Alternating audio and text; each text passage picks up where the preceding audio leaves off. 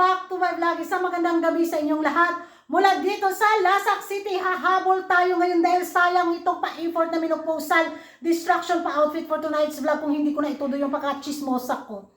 Nako, di ba kahapon na vlog ko yung kaganapan ni Maring Arirangrang bitaw sa pagsabi niya, bruha, witch, si Maring Olivia Jordan.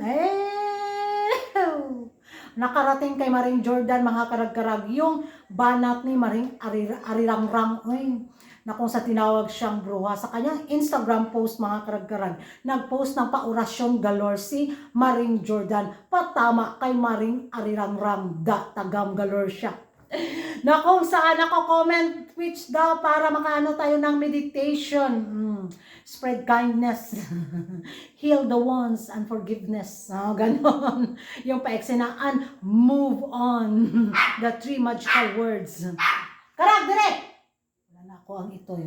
So, maraming mga beauty pageant lovers sa social media, mga karag-karag, ang napakita ng suporta. Tayo pa sa kung naumsama ka. Naumsama ka, direct! Gawas! Gawas! Gawas! Gawas! Gawas! Gawas! Bye-bye!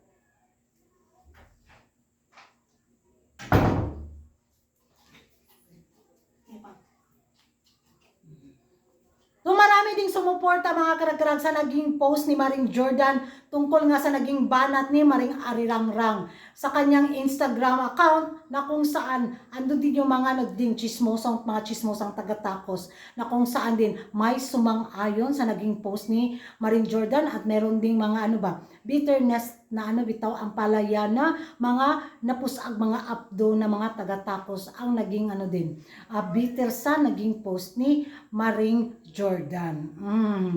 Ewan ko mga karagara kung ano yung susunod na eksena na gagawin ni Maring Arirangrang para makatulong sa kanyang bitaw elimination round, sa kanyang sa pakuntis bitaw na sinalihan niya sa TV. Maoto. Kaya na-save man siya sa elimination round, so tuloy yung laban niya sa loob ng bahay ni Kuya. So ang tanong nito, mga karag-karag, ano na naman kaya ang maging rest back ni Maring Arirangrang nito laban sa naging post ni Maring Jordan? Nako, continuation kaya ang saga batuhan, walang mag-move on sa taon na to? Magigay tayo sa comment section, mga karag-karag. Wag yun siya na panuno. Murag yun siya ka na bitang, hoy, ang sabaday ko, hey, pagmata. Nakailang lubyo na nga ba si Kuragan? Si Maring Jordan, wala pa. Si Maring Jordan, si Maring Arirangrang, wala pa dyan siya kamupuan sa 2015 event sa kanyang life. Unforgettable man ginoon po ito, mga karag-karag. But it's time to heal the ones that's suffering for a long, long years. Epekto na lisa kung kakapoy, nagpataka na lang kung in English. So, magingay tayo sa comment section, mga karag-karag, kung ano yung magiging susunod kaya na eksena ni Maring Arirangrang para mapansin siya at makatulong sa kanyang laban na hindi siya ma-kick out sa bahay ni Kuya sa mga taga-Latinos.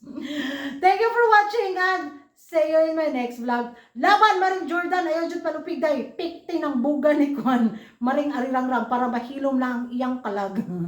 Bye-bye!